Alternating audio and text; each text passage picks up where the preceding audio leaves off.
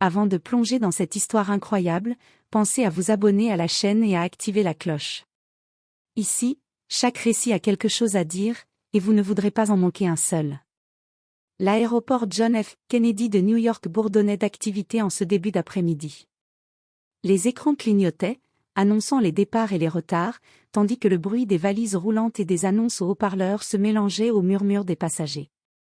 Parmi eux, Thomas Jenkins, un soldat afro-américain de 28 ans, avançait d'un pas régulier.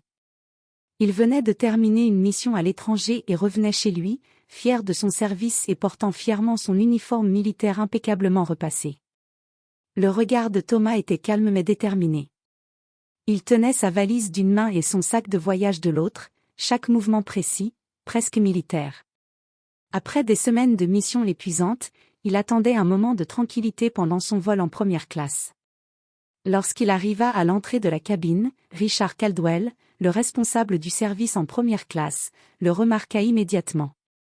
Caldwell était un homme d'une cinquantaine d'années, au regard froid et calculateur, habillé d'un costume sombre parfaitement taillé. Il fronça les sourcils en voyant Thomas approcher et dit, d'un ton sec et condescendant. « Vous ne pouvez pas vous asseoir ici. Première classe, réservée aux passagers, eh bien, aux passagers ordinaires. » Thomas s'arrêta, le souffle légèrement retenu. Son cœur battait plus vite, non par peur, mais par indignation. Il prit une profonde inspiration et répondit, d'une voix calme mais ferme. « Je suis soldat. J'ai servi mon pays.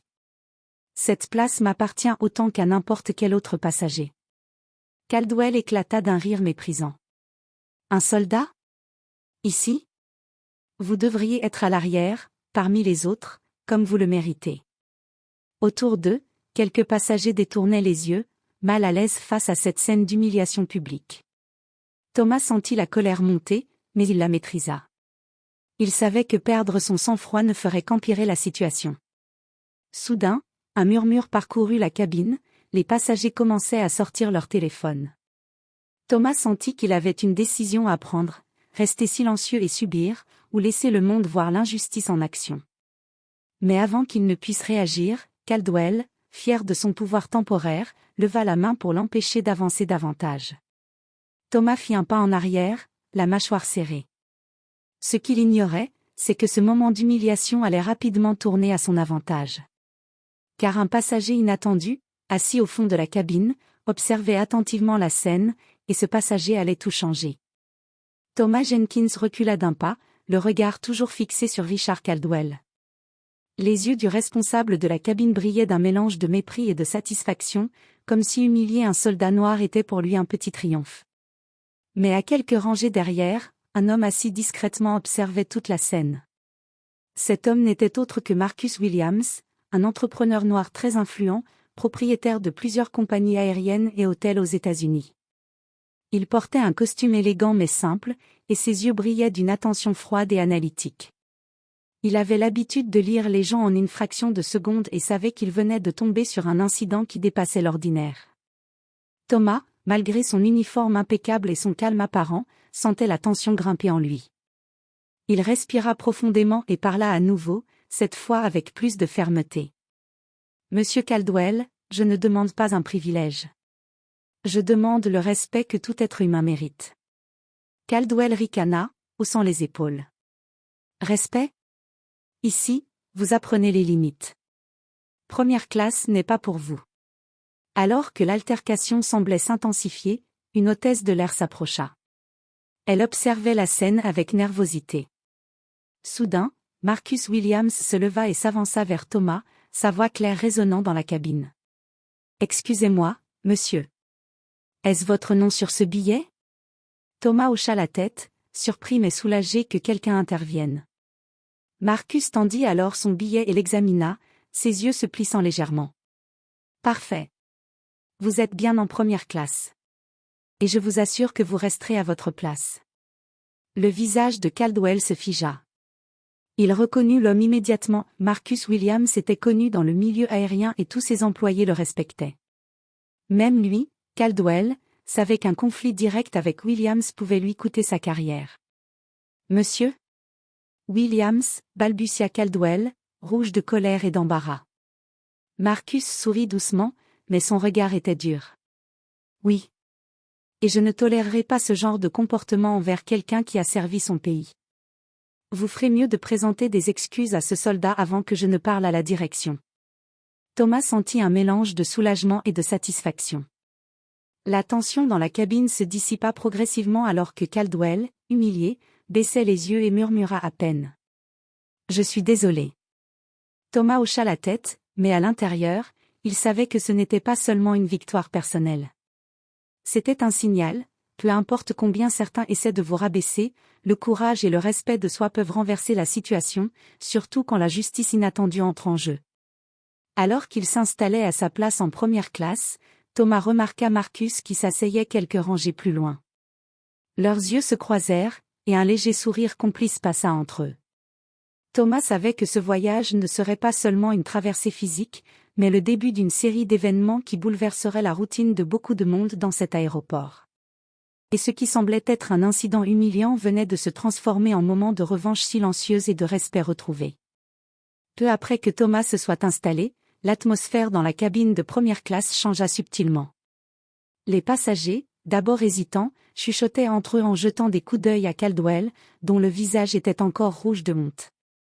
Même l'équipage semblait nerveux. L'incident venait de créer un malaise palpable. Pendant ce temps, Marcus Williams, toujours attentif, sortit discrètement son téléphone. Il composa rapidement un message qui ne tarda pas à atteindre la direction de l'aéroport et le siège de la compagnie aérienne. Quelques minutes plus tard, 2 superviseurs arrivèrent dans la cabine, l'air sérieux. Caldwell se raidit en voyant les 2 hommes approcher. Avant qu'il ne puisse ouvrir la bouche, l'un des superviseurs prit la parole. « Monsieur Caldwell, il y a eu un rapport concernant votre comportement envers un passager. Pouvez-vous expliquer ce qui s'est passé ?» Caldwell balbutia, incapable de formuler une excuse convaincante. La tension monta encore d'un cran lorsque Marcus se leva et parla avec autorité. « Ce passager, Thomas Jenkins, est un soldat décoré. Vous l'avez humilié publiquement sans raison valable. Il mérite non seulement ses droits en première classe, mais aussi des excuses immédiates. » Les mots de Marcus résonnèrent dans la cabine comme un coup de tonnerre. Plusieurs passagers se tournèrent vers Caldwell, le jugeant sévèrement. Il sentit le poids de son arrogance et comprit que la situation avait échappé à tout contrôle. Alors que Caldwell essayait de trouver une réponse, Thomas resta calme, presque stoïque. Il savait que ce moment n'était pas seulement une victoire personnelle, mais une leçon pour tous ceux qui pensaient pouvoir rabaisser quelqu'un par la couleur de sa peau ou son statut. Un murmure parcourut les passagers de première classe. Certains prenaient discrètement des photos et vidéos. Très vite, la situation était en train de devenir virale, et Caldwell commença à ressentir le vrai poids de ses actions. À ce moment, Marcus posa une main sur l'épaule de Thomas et dit à voix basse. « Vous avez géré ça avec plus de dignité que la plupart des gens ne pourraient jamais le faire. » Thomas esquissa un léger sourire. Mais il savait que cette confrontation à l'aéroport n'était que le début. L'incident allait avoir des répercussions bien au-delà de la cabine de première classe. Lorsque l'avion décolla enfin, Caldwell était silencieux, évitant tout contact visuel avec Thomas. À l'arrière, plusieurs passagers murmuraient encore, choqués par le courage du soldat et l'intervention inattendue de Marcus. L'humiliation de Caldwell, autrefois un simple petit pouvoir exercé sans conséquence, était désormais exposée à tous, et il savait qu'il ne retrouverait jamais la même autorité sans subir les conséquences. Thomas, lui, regardait par le hublot, pensif. Il ne s'agissait pas seulement de cette bataille dans l'avion. Il sentait que la vie avait placé un allié inattendu à ses côtés et que d'autres moments de justice et de confrontation l'attendaient. L'avion venait d'atteindre son altitude de croisière, mais la tension laissée par l'incident en cabine ne s'était pas dissipée. Caldwell, assis à côté du couloir, avait le regard fixe sur ses mains tremblantes. Il savait qu'il venait de franchir une ligne qu'il ne pourrait jamais effacer. Quelques minutes plus tard, une notification sur son téléphone attira son attention. C'était un email de la direction de la compagnie aérienne, « Votre comportement envers un passager a été signalé. Une enquête est ouverte. » Le cœur de Caldwell battait la chamade. Il tenta de se justifier dans sa tête, « Je faisais juste respecter les règles. » Mais il savait au fond de lui que le problème n'était pas une question de règles, mais de racisme et d'arrogance. Pendant ce temps, Thomas Jenkins restait calme, le regard posé sur le hublot. Mais intérieurement, il réfléchissait à l'impact de la scène. Ce n'était pas seulement pour lui, c'était pour tous ceux qui, chaque jour, subissaient des humiliations similaires. Il savait qu'il venait de montrer qu'on pouvait se défendre avec dignité, même face à l'injustice la plus flagrante. Alors que l'avion approchait de Los Angeles, Marcus Williams se leva et s'adressa à Caldwell d'une voix ferme, mais sans colère. « Monsieur Caldwell, vous avez fait une erreur grave aujourd'hui. Non seulement vous avez humilié un soldat, mais vous avez aussi mis en danger la réputation de votre compagnie. Je vous conseille de réfléchir sérieusement aux conséquences. » Caldwell baissa la tête, incapable de répondre.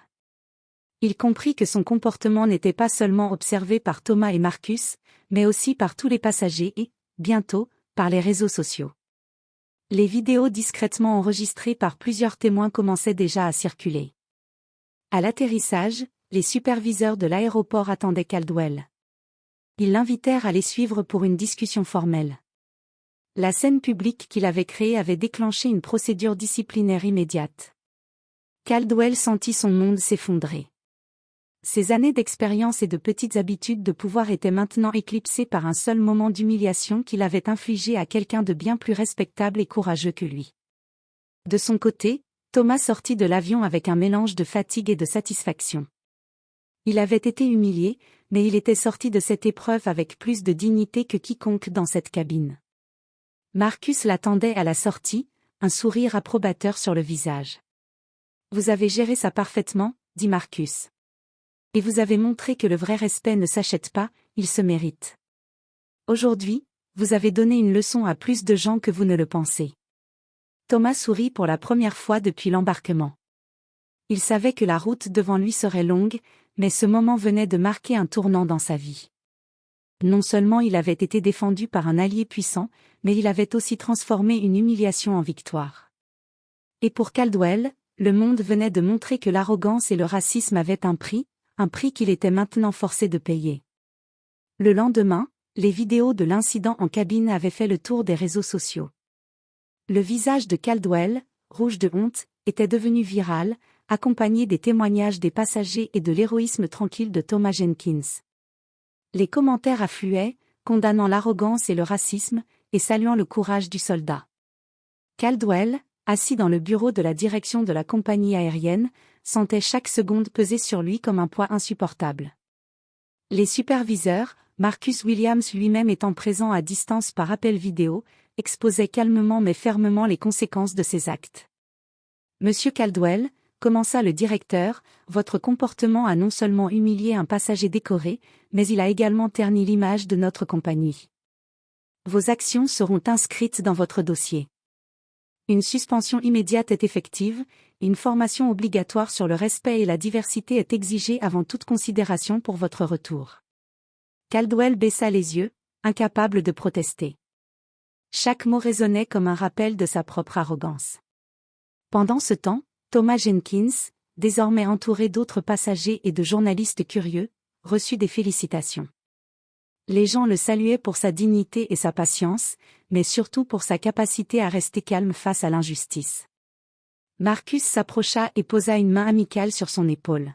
« Vous avez montré que la vraie force ne réside pas dans l'autorité ou l'intimidation, mais dans le respect de soi et des autres. Aujourd'hui, vous avez donné une leçon que beaucoup n'oublieront jamais. » Thomas esquissa un sourire sincère. Le soldat savait que ce moment ne serait pas seulement un souvenir personnel, mais un exemple pour tous ceux qui avaient déjà été victimes d'humiliation ou de discrimination. Quant à Caldwell, il comprit que l'arrogance, la peur et le racisme avaient un prix réel, et que la dignité et le courage d'une seule personne pouvaient transformer complètement une situation. Ce jour-là, il apprit que certaines leçons ne peuvent être ignorées, et que la justice, même inattendue, finit toujours par rattraper ceux qui abusent de leur pouvoir. Alors que Thomas quittait l'aéroport, Marcus le suivit à distance. Le regard de Thomas se tourna vers l'horizon, déterminé. Il savait que, parfois, la vie met à l'épreuve votre courage de façon inattendue, et que la manière dont vous réagissez peut inspirer des milliers de personnes. L'humiliation du soldat avait été transformée en victoire publique, et pour Caldwell, la honte était désormais inévitable et permanente.